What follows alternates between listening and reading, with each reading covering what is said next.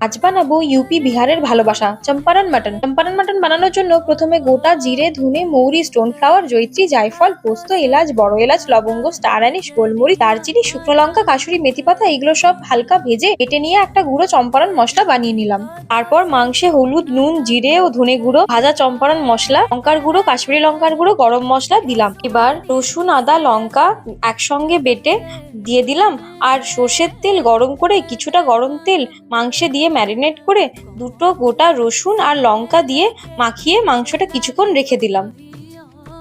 এরপর বাকি গরম তেলটা মাটির হাঁড়ির চারপাশে দিয়ে যতটা পরিমাণ মাংস থাকবে তার অর্ধেক পরিমাণ কুচো করে রাখা পেঁয়াজ দিয়ে হালকা ভেজে নিলাম। তারপর ম্যারিনেট করা মাংসটাও দিয়ে দিলাম। এবার মাংস যাতে না লেগে যায় তাই একটু জল মিশিয়ে হাঁড়ির মুখটা আটার সাহায্যে বন্ধ করে ভাপ বেরোনোর জন্য একটা ছিদ্র করে দিলাম।